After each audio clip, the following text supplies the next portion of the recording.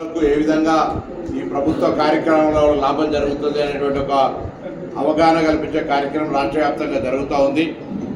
అందులో భాగంగా వేదిక మీద ఉన్నటువంటి పెద్దలందరూ, ప్రజాప్రతినిధులు, అధికారులు, పాత్రికేయులు, రైతులు అందరికీ కూడా నమస్కారం తెలియజేస్తూ, ప్రభుత్వం మీ ఆశీర్వచనంతో, మీ ముఖ్యంగా రైతుల ఆశీర్వచనంతో వచ్చిన ప్రభుత్వం మీరు చూస్తూ ఉన్నారు.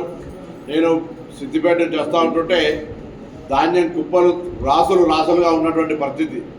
దిగుబడి అంత పెద్ద ఎత్తున భగవంతుడి కరుణతోటి దానికి మనం చెప్తాం. అదేంటి కొంత ధాన్యము ఫలితం ఎక్కువ వచ్చి ఈరోజు మొక్కజొన్న 30-35 క్వింటాలు 40 క్వింటాలు వండేది 50 క్వింటాలు 60 క్వింటాలు వండేదాకా పోయింది. అదేవిధంగా వరి కూడా ప్రకృతి కరుణించి దేవుని దయతోటి ధాన్యం దిగుబడి కూడా ఎక్కువ వచ్చినటువంటి పరిస్థితుల్లో కొనుగోలుకు సంబంధించినటువంటి మార్కెట్ యార్డే కాక గ్రామాన, ఎందుకంటే ఎండలు కొడుతూ ఉన్నాయి, రైతులు ఇబ్బంది పడద్దు అనేటువంటి దాని మీద కొనుగోలు చేస్తూ ఉన్నాం. మీ అందరికీ తెలుసు, ఇప్పటివరకు హుస్నాబాద్ మార్కెట్ చరిత్రలో ఎన్నడూ లేని విధంగా గత సంవత్సరం హైయెస్ట్ వర్షం పడి ధాన్యం కొట్టుకొని పోతే 24 గంటల్లో తడిసిన ధాన్యాన్ని మొత్తం కొనుగోలు చేయించి పేమెంట్ చేయించి అలా రైతులకు అండగా ఉన్నాం. ఈ ప్రభుత్వం అనేది చూపెట్టినాం. ఇవాళ కూడా మా ప్రభుత్వం మళ్ళీ ఒకసారి తెలంగాణ వ్యాప్తంగా ఎక్కడైనా ఇప్పుడు వర్షం అనేటువంటిది మనం ఎవరు కోరుకునేది కాదు, సడన్గా అకాల వర్షం అంటారు దానికి. అందుకే వడగళ్ళ వాన, చెడగొట్టు వాన అని అంటుంటాం. అటువంటి వర్షం పడ్డప్పుడు ఎవరికైనా ధాన్యానికి సంబంధించి తడవకుండా చూసే చర్యలు తీసుకోండి.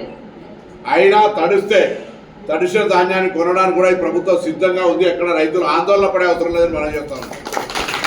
అయితే ఈరోజు ఇక్కడ హుస్నాబాద్ నియోజకవర్గానికి సంబంధించి ఇక్కడనే పక్కనే నంగునూరులో ఆయిల్ ఫ్యాక్టరీ వచ్చింది. ఆయిల్ ఫామ్ను పెట్టండి.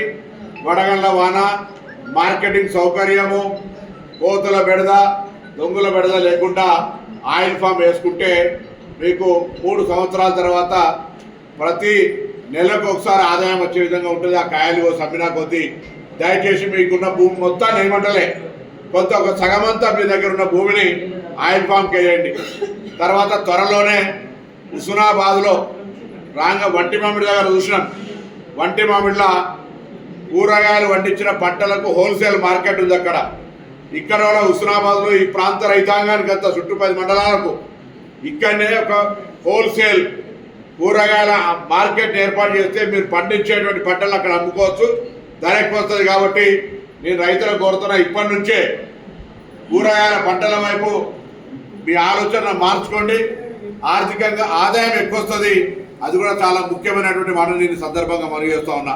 ఇది కాక తప్పకుండా ఇలా 4 మార్కెట్లు ఉన్నాయి. హుస్నాబాద్ నియోజకవర్గంలో 7 సింగిల్ విండోలు ఉన్నాయి. కొనుగోలు కేంద్రాలు దాదాపు 150 పైన కొనుగోలు కేంద్రాలు ఉన్నాయి. అన్ని జాగాల 7 మండలాలు స్వయంగా